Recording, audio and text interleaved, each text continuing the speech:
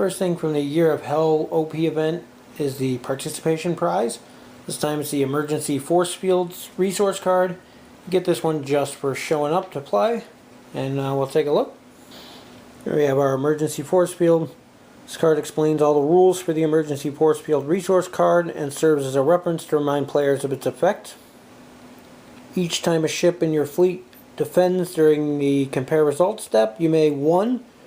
Disable one of that ship's active shields to cancel one of the attacking ship's hit results, or 2. Disable 2 of that ship's active shields to cancel one of the attacking ship's critical results.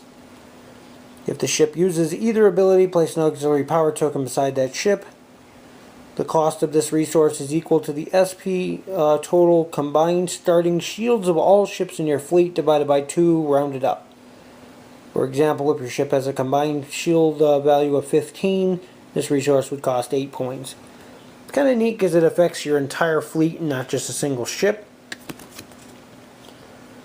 And on the back, they have the little chart. Disable 1 to cancel a hit, disable 2 to cancel a crit.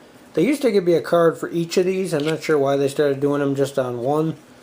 It's nice to only have one card around though, but the little reference card sometimes was neat to see from across the table. Interesting card. Can extend the life of your fleet quite a bit. The fact that you're disabling the shields means that they come back up at the end of the turn. You're getting auxiliary power tokens, but at the same time it's after you've already moved for the turn and taken your action. So the only thing you have to do is the next turn a green maneuver to clear them out. So definitely useful. If it's better or not than some of the existing resources, that I can't really say, but definitely does have its uses on its own. The scenario for this one's kind of hard to show without actually playing a game. You're basically going to need your mission tokens that come with your starter set. At the start of the game, 2 of them are going to be alongside the board. And the way it works is you set up on one side, your opponent sets up on the far side of the table, and a wave will roll in from this side.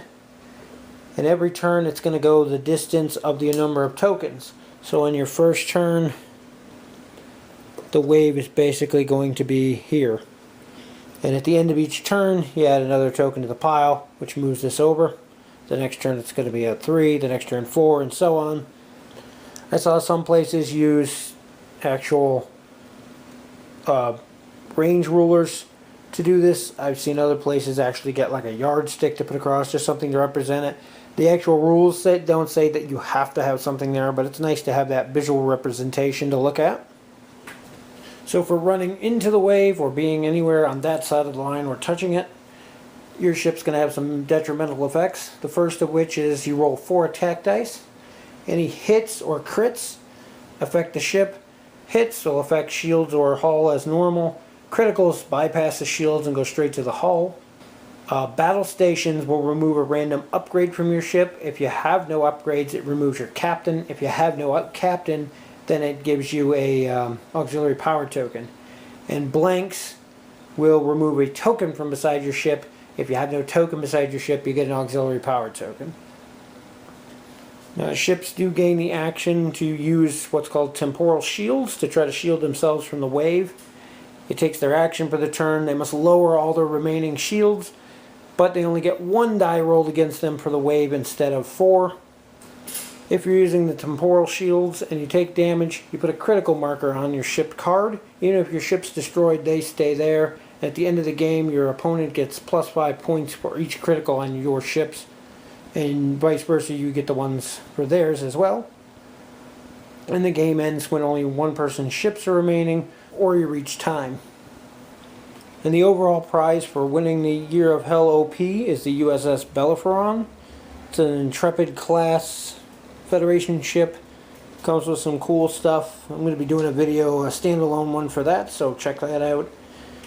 Interestingly enough, it comes in the silver tone that the NX-01 and the Thunderchild had, instead of that bluish gray that the previous Federation ships have. So, definitely nice new model there for that, and we'll take a closer look in the video for it.